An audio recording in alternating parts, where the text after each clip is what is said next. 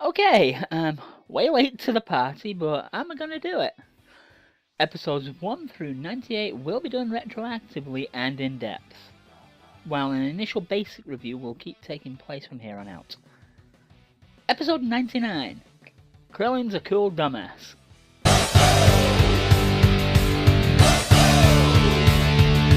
I love the pacing in Dragon Ball, I always have, and it's episodes like this that allow me to enjoy this aspect of the story even more. We start off with the realisation of what's just happened. Universe 9 is gone. Everyone knows that it could be them next, and we get reactions from both the exempt universes and from the main battle roster. We get a very strong and lovely monologue from Anat of Universe 1, giving out the positives of what's just happened.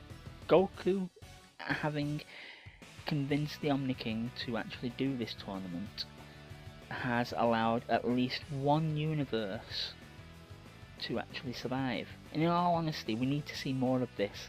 If it hadn't been for him, and for the tournament between Universes 6 and 7, every universe except 1, 5, 8 and 12 would have been destroyed. And we get a little quip from Whis and Vados about their universes standing. I really do like how Vados is both trying to encourage and to insult Champa at the same time, even if it is a little heartless thing to do in circumstances. We get a tiny conversation between the Z Warriors about this. It's building up for Krillin's character arc in this episode, and it's reasons like this that I love episodes between the action. We get to see such things like this with character growth. Meanwhile, all this is happening, Frieza is being all disgusted and plotting against the Omni Kings, and planning to rule them one day. Hey, you can't say he doesn't have high goals. And at the same time, 17 and 18 are discussing what they're going to do. Being cyborgs, they're more able to keep going without tiring, bar maybe Magetta and the other machine warriors. So they actually say, well, let's get into the fray and do it. So, after all this conversation, the Awesome begins to build up again, with Hit and Botamo walking towards Goku and Vegeta, just seeing Hit with his hands in his pockets lit by an explosion. Oh, God, the Awesome. Of course, Vegeta has to go and prove himself, and he blasts into Super Saiyan and flies off at Hit. Botamo jumps in between this, and this is where Vegeta keeps making his same stupid mistakes. I love the guy, but he is a one-trick pony. Hit it until it stops moving. Doesn't he remember the power of Botamo? Well, apparently he does, but it doesn't stop him from just going bash, bash, bash, bash, bash, bash, bash, bash, bash.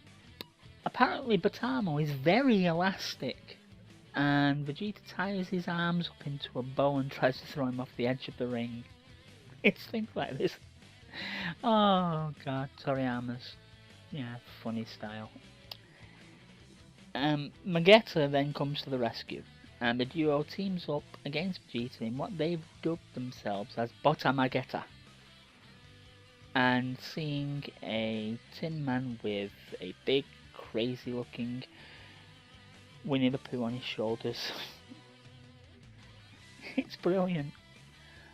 With that over with, we come back to the main focus of the episode, Krillin, and how he's faring in the fight. It's annoying that the fandom still thinks this guy is the strongest human alive, when constantly throughout all of the mediums he's used primarily as cannon fodder. Yeah, I know that Toriyama's actually said that he is the strongest human, but I can't actually hold it in comparison to what I'm seeing. He's facing off against the Birdman from Jiren from Universe 10. At first he needs saving from Gohan, who says that Universe 7's plan is to be pretty lazy and just try to hold on until the end. Not a good plan in my view, Gohan. You're gonna get overwhelmed eventually. This is why you're never the best, buddy.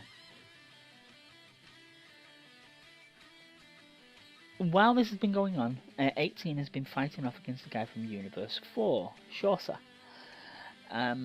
It looks like 18 has completely overwhelmed him at one point and ended up killing him. But the sneaky ass was playing possum. and struck while her guard was down. It's kind of a dick move, but when this happened, it looked like 18 was going to be forced out of the ring until Krillin came in with a spectacular save. See, this is why I love this couple. Both of them work so well together, even if it can be ruined by Krillin being an ass. 18 loves her tiny, big-hearted hero. It's kinda worse when the gods of Universe 7 even talk about how Krillin screwed up in that very tender moment. But as they both recover and go after Shosa, we get to see how brilliant both Krillin and 18 are working together. Using their energy and bouncing it back and forth like a game of tennis between each other, they eventually slam Shosa with a huge blast, allowing them to knock him out of the ring. This is the highlight of the episode, honestly. The pure beauty of seeing the fast-paced action between the shots with Krillin and 18, how close the camera goes to Shosa in certain shots. It's literally glorious. I could watch that scene over and over and never get tired of it. And of course, they have to come and be the cutest couple again by high-fiving each other.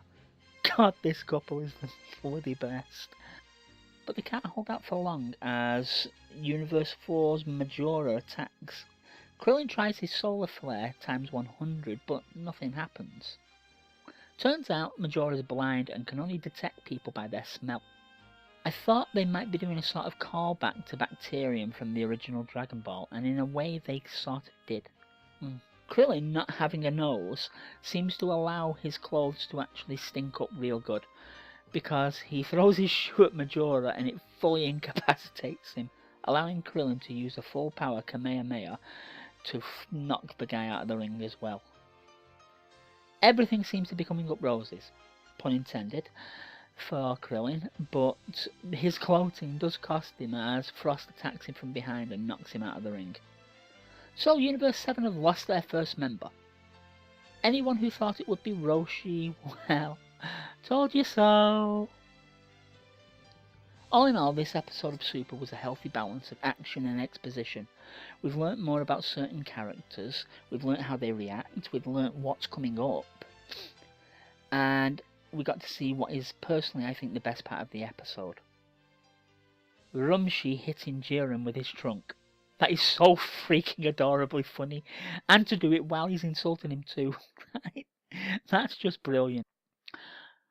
Well, this is the first of the Dragon Ball Super reviews. Yeah, it's episode 99, weird, but then you'll get a more in-depth review of this episode when I get around to reviewing all the other 98 episodes in full, so that's a good thing. Join me next week for the review of episode 100, where we get to learn the old adage, never piss off a woman. You'll regret it completely.